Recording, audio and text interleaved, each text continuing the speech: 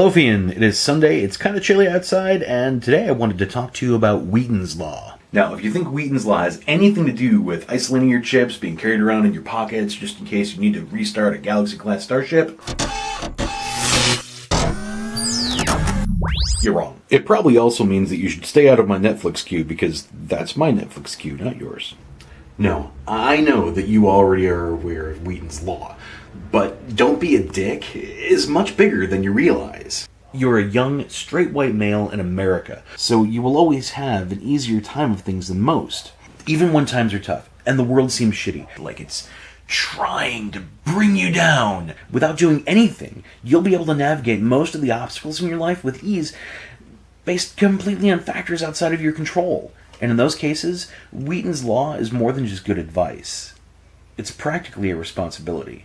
You see, you come from a unique background because we have family and friends who are of multiple races and multiple sexual orientations, and we're pretty diverse, but not everyone is like that. It's easy for kids to ignore things like racial stereotypes because when they're growing up, it doesn't really matter. You know, you play with a kid, you have fun, that's all that counts. But you can't continue to ignore them and still call yourself a responsible adult.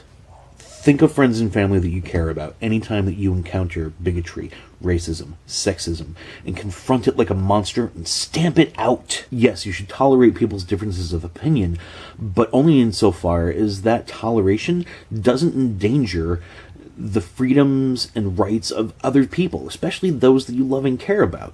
Do not tolerate intolerance and stand up for your ideals. Recognize any imbalances, advantages that you gain via meaningless phenotypical traits, things about how you look, and seek to bring balance to that. Kind of like the Force, but without all the crappy pod races and midichlorians. Secondly, there's sexism. This one's hard because you won't always recognize it right away. Yes, people on the internet can be shitty, and most of your male friends will probably fail you in this regard at some point or another. But not being a dick here means not letting others be a dick either. Realize that when you stay silent about something like slut-shaming, you're making that act okay. When you hear someone trying to demean someone else by feminizing them, you're such a girl. Stand up. Turn the tables or something. Most of the time, you may earn scorn for broaching the topic, but do it anyway. Destroy the idea of the friend zone. Devastate the concept of fake nerd girls. Explode the notion that sexuality is somehow a male-only dominion. I know you know this, but I'm going to say it anyway. Women are people too, and all people deserve respect, regardless of who they sleep with, how they dress, or what kind of entertainment they love. Don't be a dick. Don't let others be dicks too. Finally, learn when to back off and to listen and to learn. You're going to meet people that are filled with outrage that you just don't understand.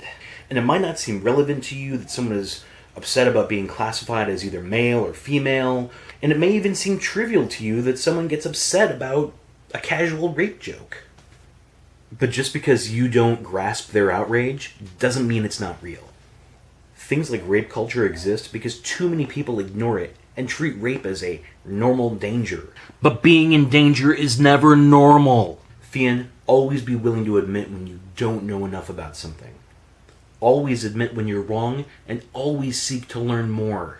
If you step on someone's toes, you don't stomp on their toes again. You back off, you apologize, you try to make room for them. Fian, all these things I'm trying to caution you against are things that you might not see right away, because you're young and straight and white and male and living in America. We call the fact that you don't have to worry about most of the world's problems white privilege, and anything you can do to nullify those invisible advantages, from getting tattoos to wearing your hair long to dressing or acting a certain way, it'll never outweigh the burden that rests on the shoulders of other people who didn't win some meaningless genetic lottery. Following Wheaton's Law in this aspect of your life requires that you act thoughtfully and speak and write proactively. You're a good man, Fian. Don't let the world change you, but seek to change it for the better. Fian, I love you, and I'll see you next week.